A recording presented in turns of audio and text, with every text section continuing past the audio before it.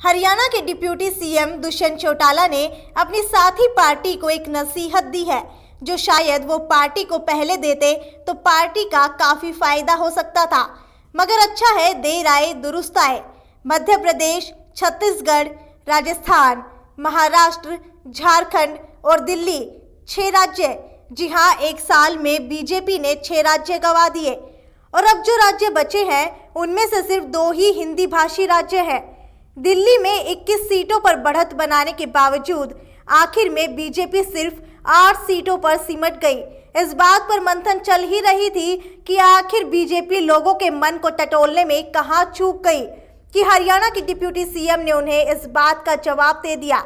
दरअसल सोहाना में एक जनसभा को संबोधित करते हुए हरियाणा के डिप्टी सीएम दुष्यंत चौटाला ने क्या कहा, सुनिए। क्या कहेंगे आप? जनता ने अपना निर्णय दिया है, मैंडेट दिया है। एक चीज साबित होगी कि आज रीजनल पार्टीज को जनता ताकत, यानी कि जनता अब क्षेत्रीय पार्टियों पर अपना भरोसा जता रही है।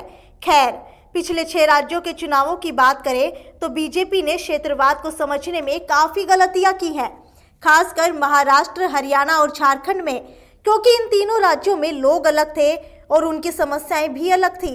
मगर बीजेपी सिर्फ राष्ट्रवाद पर ही डटी रही। महाराष्ट्र में तो बीजेपी ने अपनी साथी शिवसेना को भी खो दिया, क्योंकि कहीं न कहीं पार्टी से क्षेत्रीय दल का दर्द समझने में गलती हो गई थी। शायद डिप्टी सीएम की बात आने वाले बिहार चुनाव में काफी ज्यादा काम आए, क्योंकि यहाँ बीजेपी के पास 2 साथी पार्टियां हैं जो अपने अपने क्षेत्र में काफी मजबूत हैं।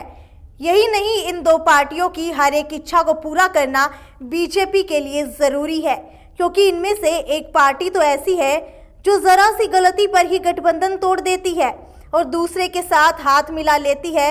इसलिए पार्टी को दुष्यंत की नसीहत काफी काम आएगी। दिल्ली के चुनाव को लेकर क्या कहेंगे आप? जनता ने अपना निर्णय दिया है, मैंडेट दिया है। एक चीज साबित होगी कि आज रीजनल पार्टीज को जनता ताकत।